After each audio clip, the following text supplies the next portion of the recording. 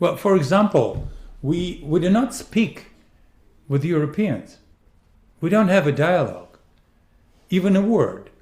So how can you learn your counterpart's position on a so, well, terribly complicated problem when you don't speak to each other?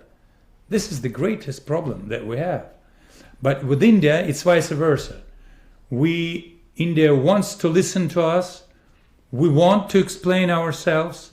India hears us, and it's a mutual understanding. So we do appreciate it.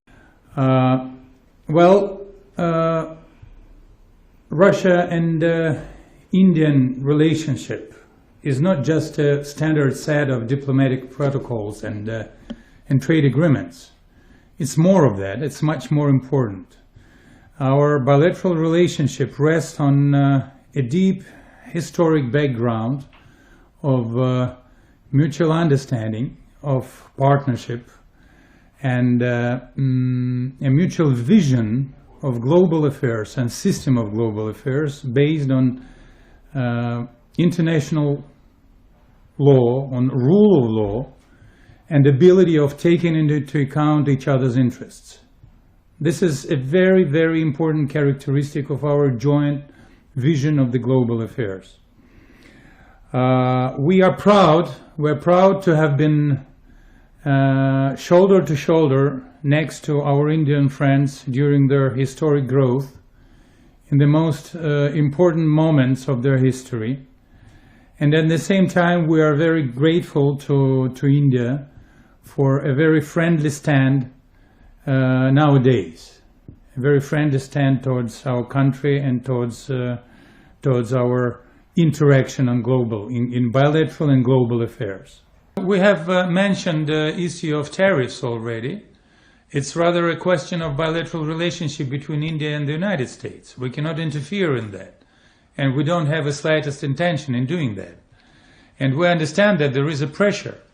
There is a pressure over India, actually this is the reason that we have to be very careful in creating an architecture of our relationship that must be free of any influence coming from third countries. We have to secure our relationship. We have to secure our trade that brings mutual benefit. So trade can be only beneficial for both sides. And if we earn from this bilateral trade, we have to continue it. But we have to secure it from pressure from abroad. So it's a complicated issue, but there are certain experiences in that field. And we have to continue. We know that India is a very sovereign country. India is very sovereign in defending its national interests. We do admire this characteristic of India. And our country is also sovereign. And we're also very sensitive on this right of sovereignty. And we are very sensitive on not letting anyone interfering in our benefits, interfering in our national interests. So we're looking forward for possibilities, despite everything, to ensure our right of selling oil and to ensure a right of those who want to purchase oil to ensure the right to buy our oil. So, and we are working on creating a necessary environment for ensuring these rights. This is what I can tell you. We are interested in foreign investments.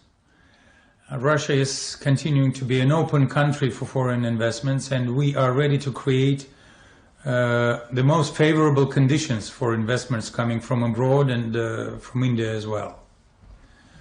We are facing now difficulties because of those sanctions, as you have mentioned. But Indian business, like business of lots and lots of countries, is still demonstrating a great interest towards our economy. and Indian businessmen are still on the Russian market.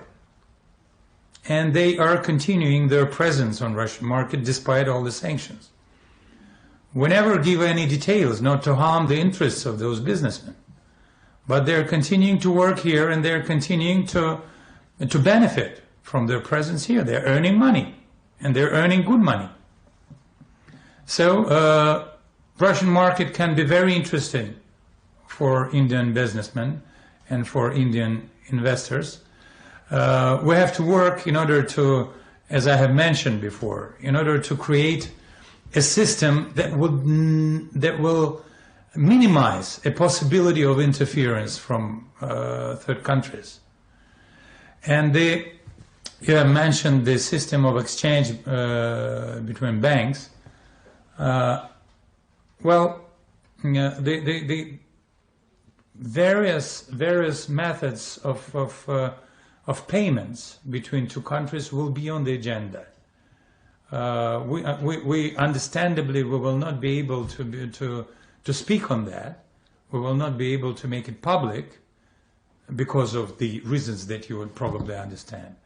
But we are continuing to work on that. We are continuing to think together how we have to create a really bilateral systems or multilateral systems that could constitute an alternative for the systems that can be used as a political tool in order to make a pressure over desired countries.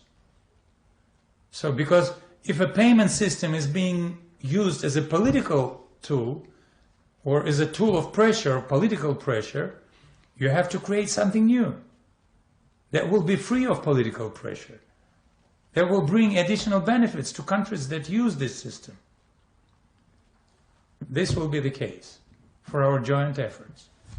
For example, we do not speak with Europeans. We don't have a dialogue, even a word. So how can you learn your counterpart's position on a so, well, terribly complicated problem when you don't speak to each other? This is the greatest problem that we have. But with India, it's vice versa. India wants to listen to us. We want to explain ourselves. India hears us, and it's a mutual understanding. So we do appreciate it.